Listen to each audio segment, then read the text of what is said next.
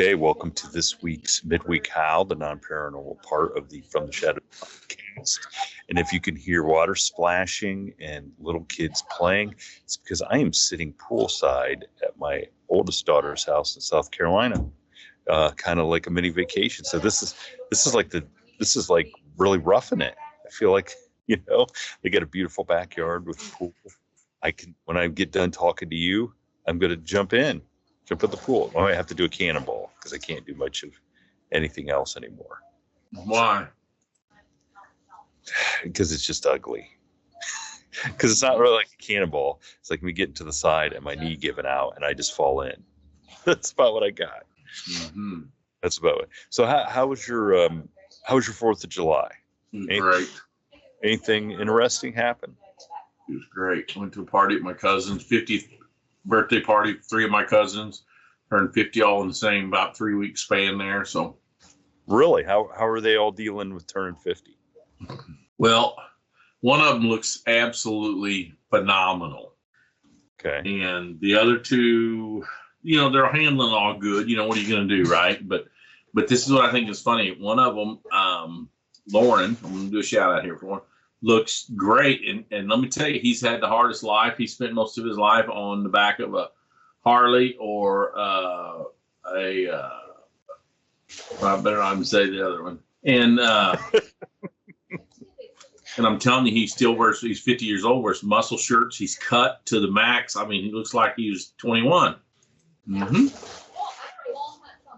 And I think he eats what he wants, drinks what he wants, and Well, so what's happened to the other ones?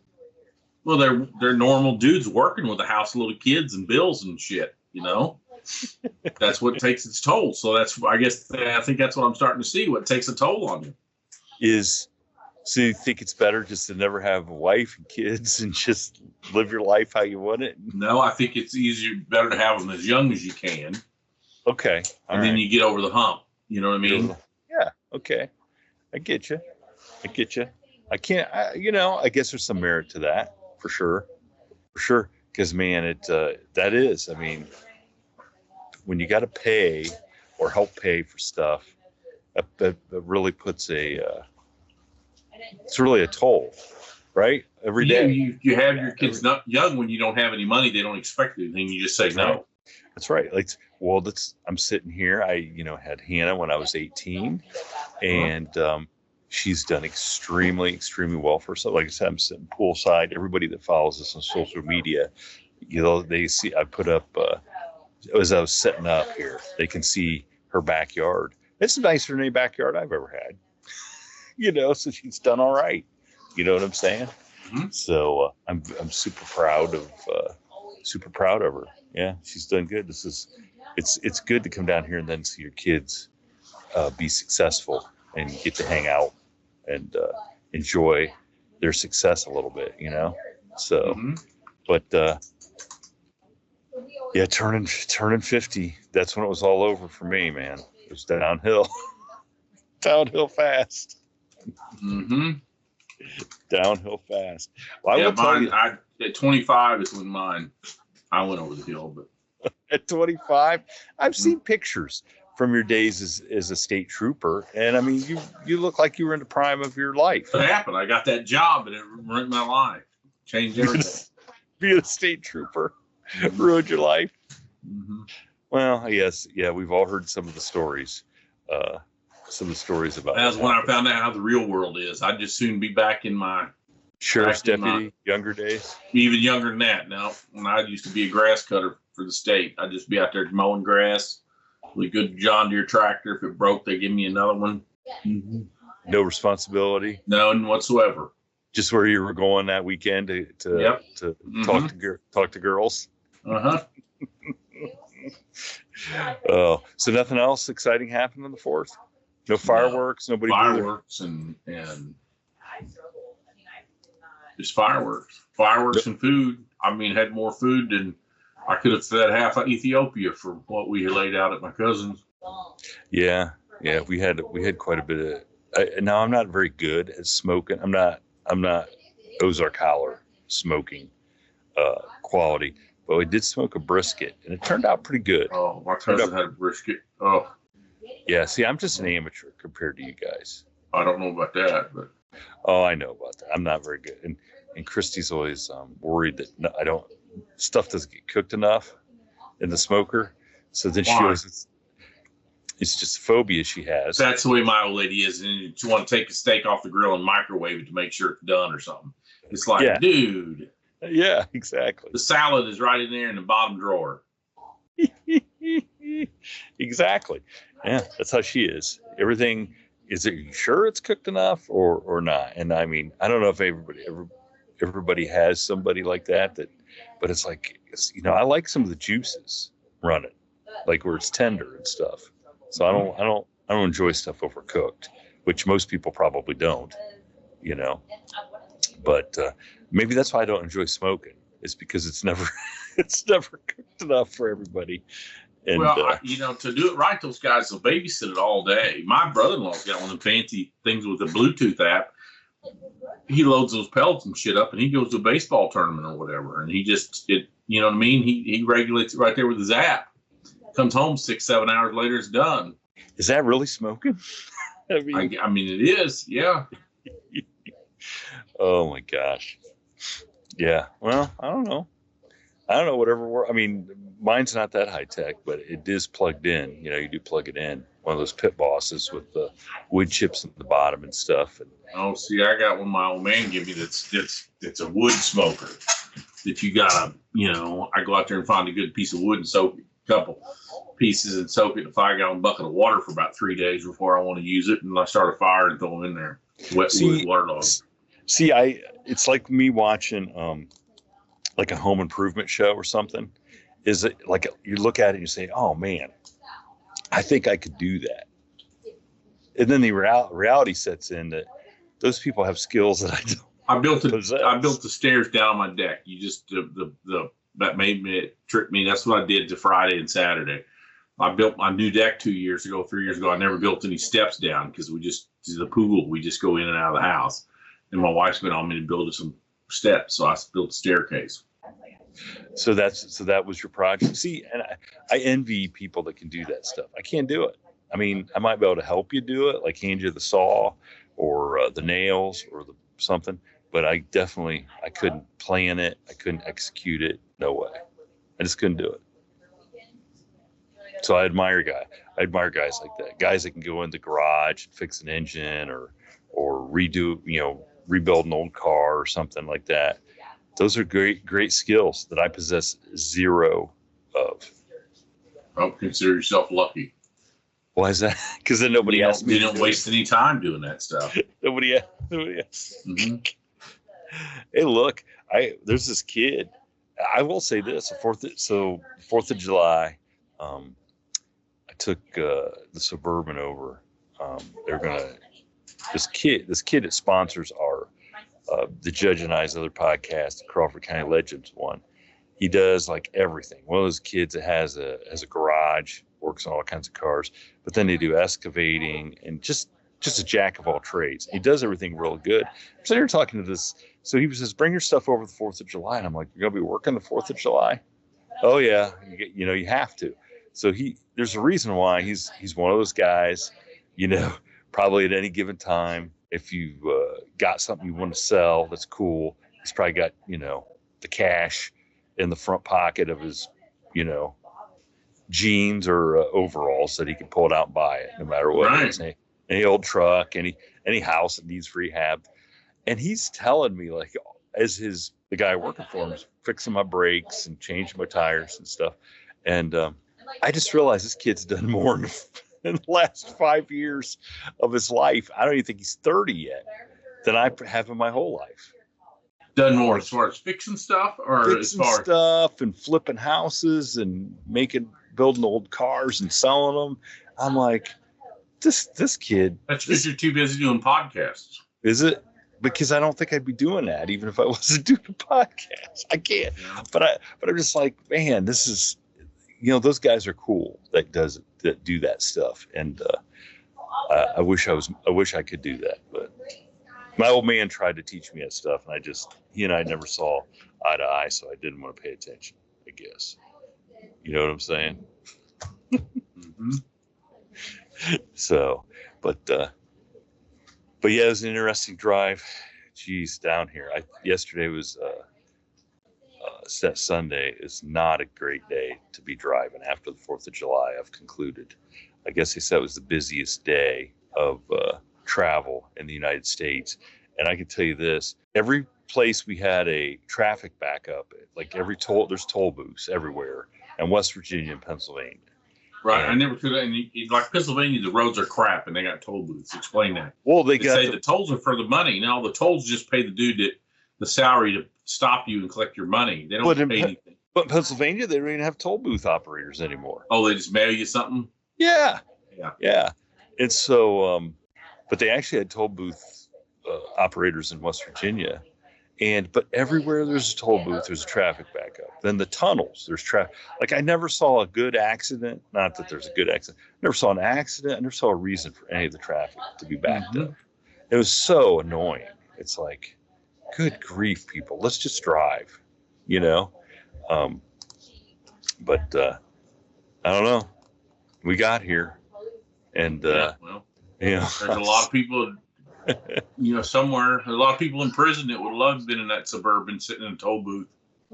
There you go. See? Right? I mean, it's all about perspective.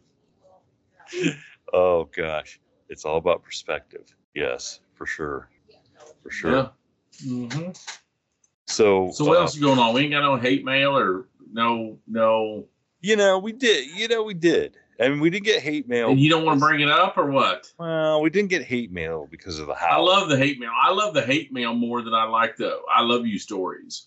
Really? Oh, totally. Hate because mail's where it's at. We did. Because we did get it. We did get because people. We did get the people. The struggle is the glory. You, in order to appreciate stuff, you got to have a struggle. You know what I'm saying? Well, I mean, somebody having a meltdown at their keyboard, I don't know that that's a struggle for us.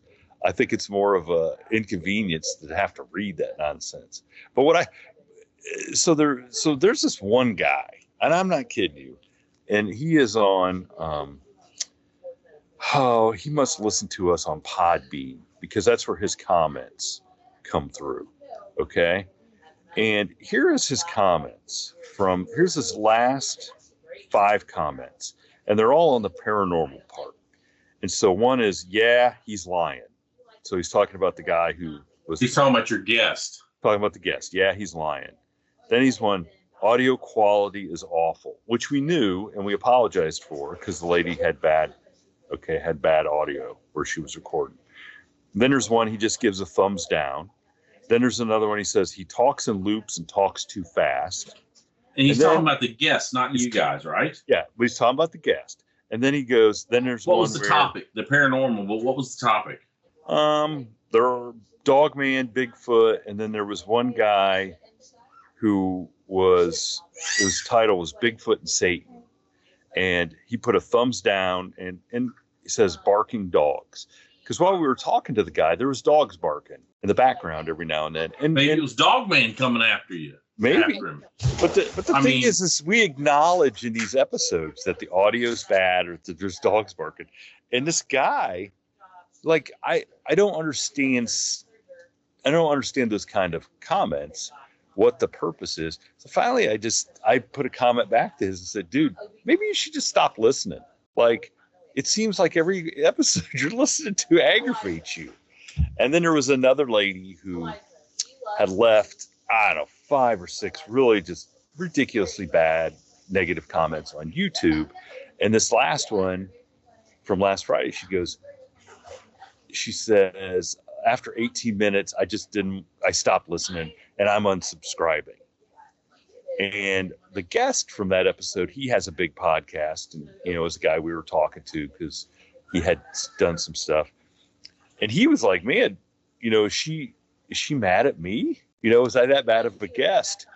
And I said, you told your guest she said that, or how did he know? He got on and he saw it because it was on YouTube. It was just on it, it was on the YouTube episode.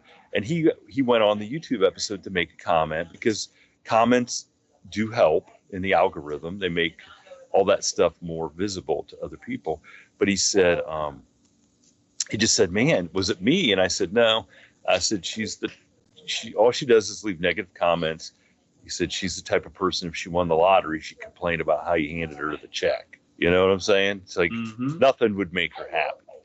And I don't understand that, because I mean, you know me well enough to know that if there's something bad, you just don't say nothing. Don't listen. Just let it go. You know, but if somebody does something good, yeah, you want to give them a positive comment. You know, and that goes with, you know, when we go to restaurants and stuff like that. If something's bad, I'm not gonna, you know, you never know. Somebody might be having a bad day. Of course, hold on a second. Well, maybe that's why you ended up divorced from your first wife. You never said nothing early on. And, you know, it's like they always say, if you got kids and dogs that don't listen, you got nobody to blame but yourself. Some way, wives are the same way. Girlfriends and wives are the same way, right? If you don't have them on a constant improvement process to where you can make those corrections, how do they know how to, you know, that they knew that, you know what I'm saying? I'm not going to argue with you. I think maybe you're right about that first one. Yeah. She didn't. Yeah. By the time when it finally boils over and you do a correction, you're the bad guy because she thinks you changed. Right? I hope all our listeners are listening to this advice, because yeah. I mean, I'm not arguing with that. I think you hit that nail right in the head. But you're like, yes. No, I didn't change. I just got tired of eating shit, and now I'm saying no. There you go. And it's boom. Then you're dealing with it's the same way with international geopolitical stuff, right? I mean, look at all the times they could have whacked Hitler at the very beginning, or look at the times bad stuff happens, and everybody just wants to sing Kumbaya and get along until you can't. Well, yeah, when it comes to Hitler, there was a lot of people that wanted to say something and did say something, and people just said, "Oh no, let him go. He'll get over it." Yeah, or you know, that was probably a little drastic, but you know what I'm saying? It's like you know, it's just a lot easier to kick one ass than 50 asses. You know, when you have a lot of people get together and that might be a good T-shirt. That might be a good T-shirt, right? It's a lot easier to kick one than 50. It is. You know what I'm saying? So. By the way, I almost feel like I'd be remiss if I didn't ask how Ed was doing. Ed's doing great. I haven't talked to him since a week and a half. Well, a week and a half. I don't know. I get my days mixed up, but yeah, heck yes. He confirmed some old suspicions I always had. And oh, really? Uh-huh. Any suspicions we can talk about or not? Well, I mean, we were talking about some people that we knew back when we were younger and how life has evolved to where in some ways, you know, the suspicion, you know, always heard, and you kind of live by, you don't ever meet your heroes, right? Because they're going to let you down. You know what I'm saying? Yeah. And sometimes, you know. Well, some of the people that were larger in life when you're young turned out to not be so. Well, they're just turned out to be people. That's all. Well, I did get a couple people ask to make sure that you and I didn't have a falling out, and that's why we didn't have a new episode a couple weeks. I'm like, no, we didn't. Hey, when the episodes quit, that means I hit the lottery or something happened. There'll be a financial reason for me to just drop off. Yeah, I don't think we're having a falling out. Yeah, there'll be signs. You know, they always say there'll be signs if I win the lottery. You know that mean? You know what I'm talking about? These memes always out there. There'll be signs. 2 signs. I'll have new tires on my pickup, and I won't do this anymore. I'll just be gone. Nobody will know where I'm at. Well, speaking of that, so here we stopped on the way. So we just crossed the Ohio River and we're in West Virginia, and I had to stop. I need to get something to drink for the next part of the journey. And does this ever happen to you? I'm in one of these little out of the way convenience stores, and I knew I was going to get a couple bucks in change, and I'm like, do I just buy a lottery ticket? Like, I don't even know if they had Powerball or whatever it is in West Virginia. And I'm like, I just buy a lottery ticket, like, because it's I always always buy when I'm out of town. I know, and I'm kicking myself. I mean, I'll never know if that place sold the winning lottery ticket, but you know, you know how many times you don't listen to that inner voice, and then you wish you had. And I'm like, I'm going to regret this by not stopping there and getting not buying a lottery ticket. The only problem is sometimes you buy them out of state, they're hard to check. You throw them in your console and then they expire or you can't check them. You know what I mean?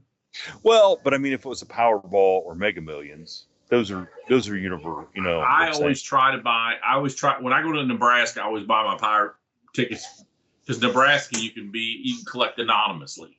So because you just don't want anybody to know, huh? I don't want anybody to know. Yep. Even though you told everybody what's gonna. I don't want anybody to know. Yep, it's just it. Oh my God.